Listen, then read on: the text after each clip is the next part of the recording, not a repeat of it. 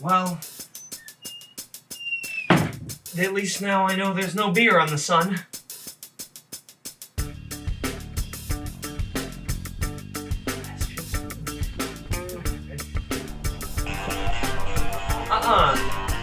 I'm not doing this. No, I just got back. I just want to chill and play some video games. I'm not doing this.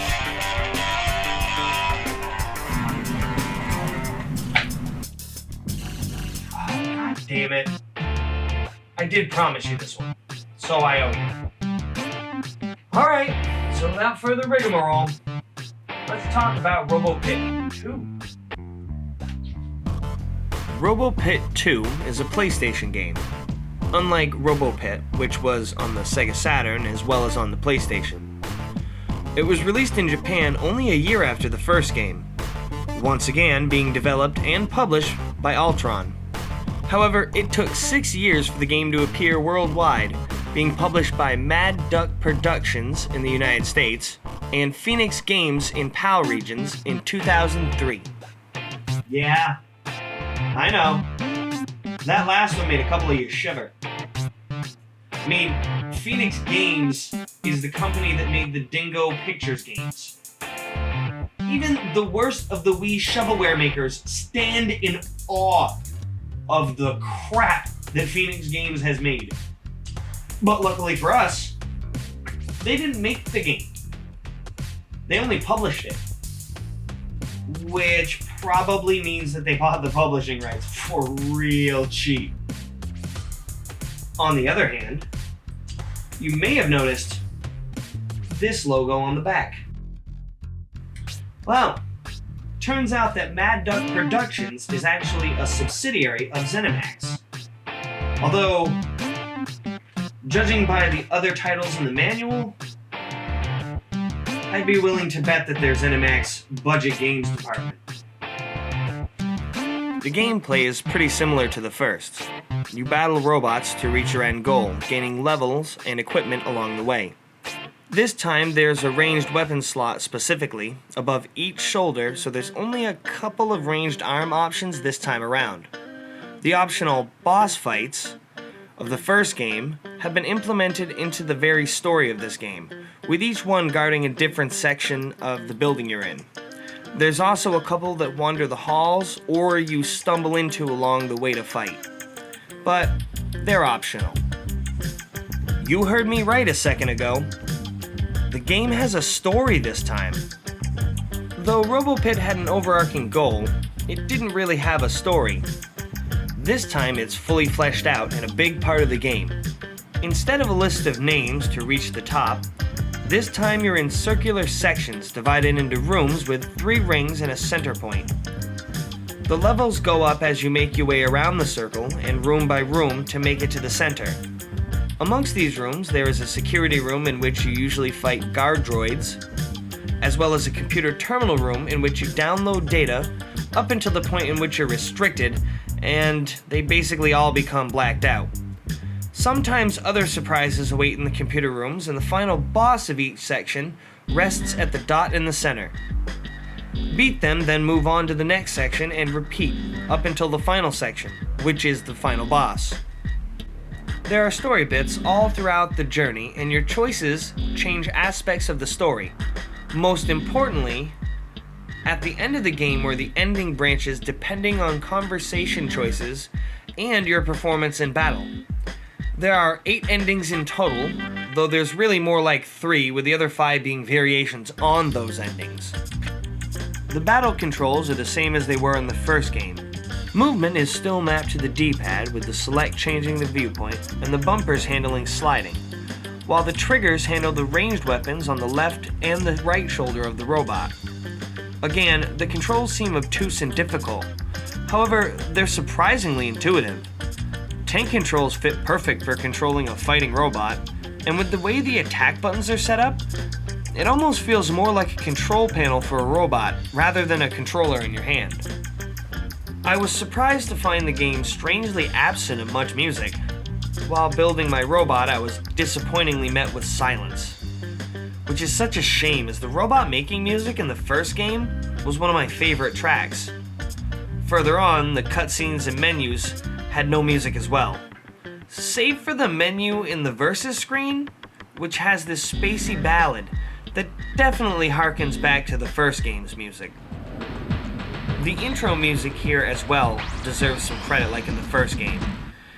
It has an ominous tone that crescendos into a chaotic finish, and it still retains a lot of the timbre and the sound of the first game soundtrack. It's fitting for the game's darker tone and the story as a whole. I was surprised to find that the Japanese version of the game actually does have music. And now I'm just flabbergasted as to why there's no music in the US release. I don't know how it cut costs to remove it or why it was otherwise, but the game definitely suffers for it. The game starts with us building our robot. Once we're satisfied, the game truly begins with our robot and another robot, Boldo, walking down a hallway. He explains we're here to shut down the main host brain of the facility, Muse. We enter the first section and begin our first battle, battling through each room to enter the center and get a little backstory at the computer terminal room. We also come across a robot named Shade in our trek battling between rooms. Shade is also on our mission and is a part of a different strike team. He's determined to complete the mission at all costs. After beating this room's boss, Goliath, he offers us his sword before he dies. Even if you try to accept it, Shade shows up and blasts him, berating you for not sticking to the mission and getting rid of the bosses completely. The next section gives us some more hints as to the backstory and robots we'll meet along the way, as well as meeting Korai, one of 3 champions of the Robo Pit Coliseum. We can challenge him, but he won't fight us until we beat Ziu and Enosai, the other 2 champions. Enosai shows up randomly, and by this point the player has encountered him at least once. The boss in this section, Aquaria, I tried to spare, but they were once again destroyed by Shade. He fights us after, and I lost, but he lets us live and we continue on to section 3. The boss of this section, Magid, approaches us right after entering section 3 and offers to join us. I fell for it, then he proceeded to beat me in battle and take all of my weapons away, leaving me with bare-bone arms, a weapon in which my bot had no experience in, and after battling some previous fights to get my weapons back, we progress battling forward again. Instead of security here, there's a double fight with 2 members of Muse's Assassin's Corps, Balan and Crown. We meet another robot that we can ally with, Sierra. She is seeking revenge for her dead strike team friends. In the computer room, we meet up with Boldo and discover that access is denied, with each one of the computer rooms hereafter being locked out. Boldo gives us a disc to hold on to, and after beating Magid, he quickly switches to begging for his life. We can again attempt to spare him, but in comes Shade to blow him up before we can. This time he doesn't fight us and just leaves after. Sierra parts ways with us, hinting that we'll likely see her later. In the security room for this section, we get a welcome surprise in the form of a cameo of a robot from the first game. And here is my genuine reaction. Oh! Oh! Oh! Okay. Alright. What? That's... Fuck. Man, this has been a game of, like, ups and downs. Far more pronounced than the first. You got me. You got me. My, I do love the first game. That's a damn good callback. Hey, it's Teki Teki. Tiki Tiki. How the fuck you pronounce it? Fuck yes. Oh my god, can I recruit him? I don't know. I want to find him. I want to recruit him, man. That's a nice little callback. We can take an arm or a ranged shoulder weapon from him. The data is locked here as well. As we progress through this section, Zor, the second-in-command baddie, who's been taunting us along the journey, sends a robot named Moochu at us that he built from scrap parts. Upon facing the boss from this section, Cannon, I lost, and the game booted me to the robot graveyard. Here I hit a button, and then fought a robot named A Death. After defeating Cannon, who passes with no regrets, Shade appears, confirming that this section's clear, and telling us not to get sentimental before moving on. In the next section, Zor attacks us again with a robot that he made from scrap named Cooking. He wears a chef's hat, has a spatula, and a frying pan. I kept the pan after the fight. I also encountered Ziyu here, and beat him. In the security room, we find another member of the Assassin's Corps, Aphrodinius, who is a beautiful knight. I lost the fight the first time, and upon awakening in the robot graveyard, I gave the friendly robot Doppel all my ranged weapons in return for a special spear. To my surprise, the final boss here was also named Doppel, though I'm not sure if it was the same robot. He has a special power in which he takes the form of an exact copy of our robot. Upon beating Doppel as ourself, he is humbled by the defeat. He explodes, and not only does Shade walk up, but also Boldo. Boldo explains that he destroyed the computer in one of the sections and that he needs the data disk we gave him earlier. He says that he knows the truth, and he has sided with Muse. Shade isn't hearing any of it, calling him a traitor. Zor appears and tells Boldo to destroy our robot and Shade. We can choose to fight Boldo or Zor, and it's kinda confusingly worded here. After losing to Zor, he flees and Boldo is on his deathbed. Before he can explain, he explodes, and Shade takes off. In the next section, Zor ambushes us with waves of guard mechs, and after a couple fights, he is attacked from behind.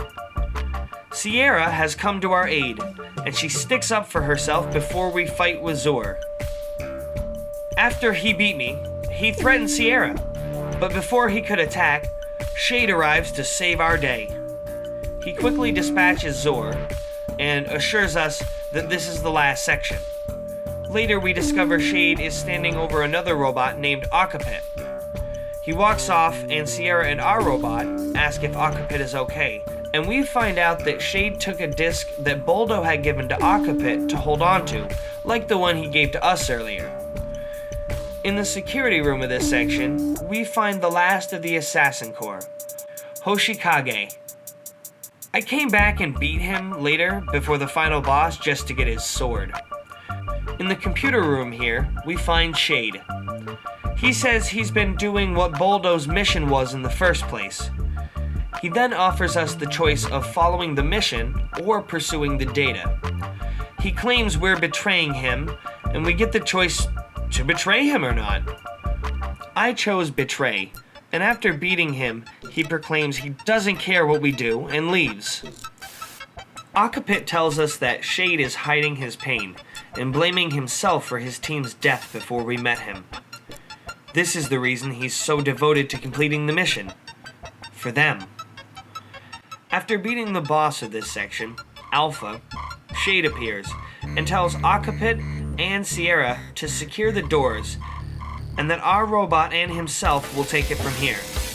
We get to choose if we go with him or not, and after choosing to do so, he says that it wasn't like he was looking for us or anything, and now the final section is open.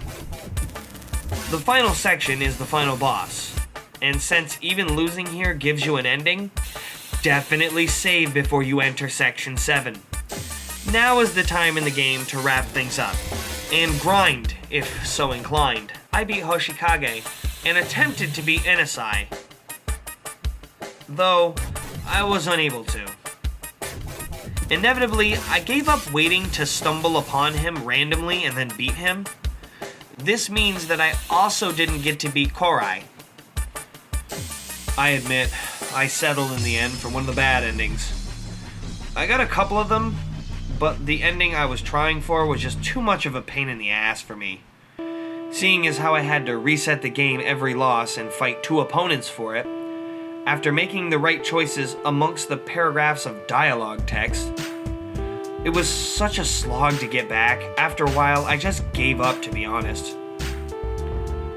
I'd already sunk 13-something hours into the game, and I was pretty ready to just move on at that point. So, when you get to Muse, it wants to fill us in on the true reason why we were sent into the headquarters. Shade doesn't want to hear it, and it's up to you to listen or not.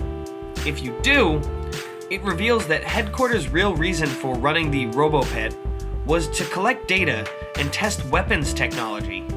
Shade says he doesn't want to hear any more, and we can either continue or not believe Muse so far. If you continue to listen, Muse then explains that it still had a human brain, since it was the oldest of the Robo Pit computer systems made, and that because of this, it felt great pain watching the robots that it had grown fond of die in fights for the Robo Pit in order to gain combat data. It started a revolution and got the robots that were to be used to collect data to side with it. After Shade refuses to listen to Muse, we're given the option to side with headquarters or Muse. If you choose Muse, then it explains that it needs the data we've recovered along the way, so that it can destroy it, and of course, Shade refuses. You can give the data to Shade, or refuse. If you refuse, then you have to fight Shade, and upon victory, Shade blows up, and then all of a sudden, a robot named Goddess bursts through the roof. Muse asks us if we knew about us being a distraction for this robot, and we can say that we do, or that we didn't know. If you proclaim that you didn't know, then you fight Goddess, and upon victory, Muse prepares to blow the whole place up and tells us to get with our friends and get out. We manage to escape and fly off as the place explodes. We get a couple of text rolls to explain the epilogue. Amongst the rubble, some incriminating discs are found, and the headquarters is swiftly put under an investigation. The leader of headquarters, Neo, is even convicted. The game ends with some robots on a hill enjoying their time at an amusement park. The other main ending is one where you listen to Muse and choose to side with Muse but end up siding with Shade and give him the data. Muse calls you fools and pawns of the headquarters, and it spawns the last defense robot named Dogma. If you win, Muse initiates self-destruct and Shade and yourself have to find a way to open the doors to escape. He goes to leave and you're given the option to follow, but he denies it and goes alone. The door opens and we join our friends to fly away with Shade making the ultimate sacrifice for our robot. The data text crawl at the end reveals that our robot and its friends have all been destroyed, with headquarters deeming their research successful and hinting at building another facility.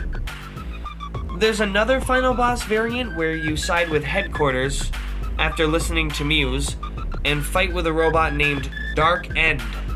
In this case, Shade makes it out with your robot and their friends. However, this was all according to plan, and again, it's a bad ending. You can also get a bad ending for losing to any of the boss fights, though a loss to Shade just locks you into the headquarters ending. There are more endings, but they mostly consist of variations of the main 2.5 endings with minor differences. This is the first thing I've talked about on the channel, I think, that I can go, that I have no personal connection. My personal connection to the game is that I played the shit out of the first game back in the day, I guess.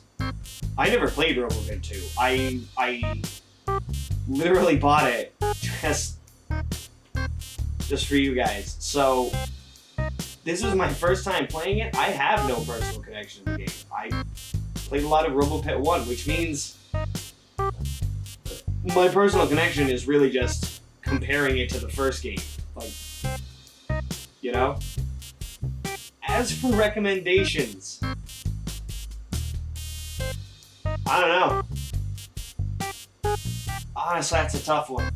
I know personally, like, if I was to go back into, or to go to past me, who's getting ready to review this, or before I reviewed it, and ask myself if I'd recommend it to me, no, I wouldn't, because it takes everything that I liked about the first game and kind of throws it out the window.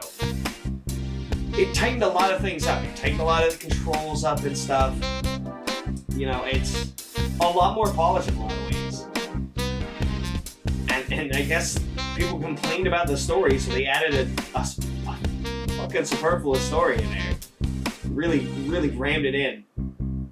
There was like a series of fights, for one, right off the bat. There was a series of fights.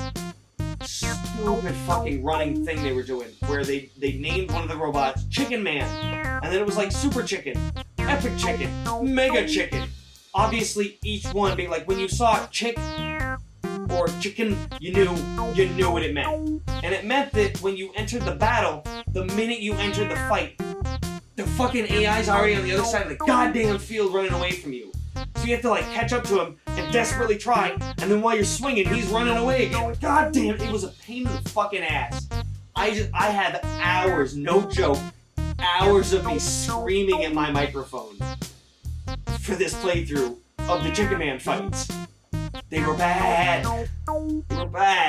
And I realized at the end that it was like, oh, I get what you want. I've gotten this far on whatever alone, but now you want me to grind right now. Like it's 8th grade and the chaperones aren't looking at this dance. You want me to grind. I'm not doing that shit, you Robo Pit 2. I think that's my exact words in the playthrough audio. But I'm not really gonna play Robo Pit 2 for the most part. Like when my buddies are over and we're well inebriated and we just want something to fucking a broken game to throw on and just fucking have fun with, we're gonna put on Robo Pit 1 for the Sega Saturn.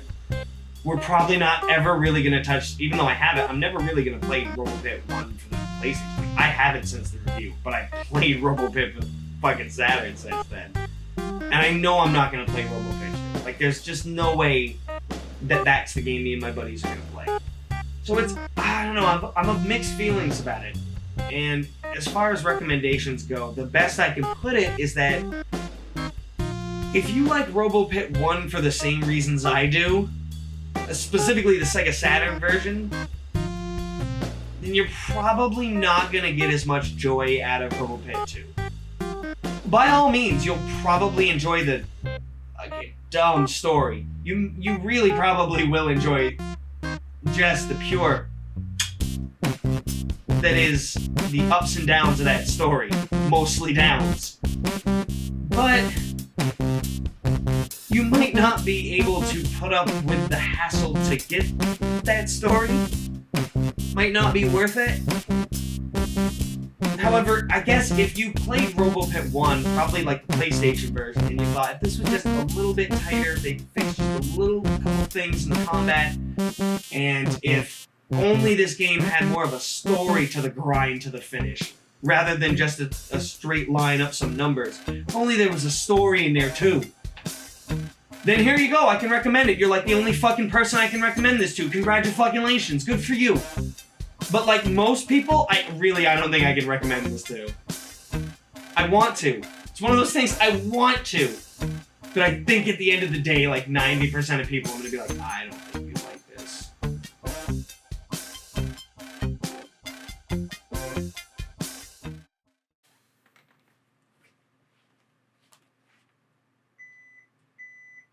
Ah, no!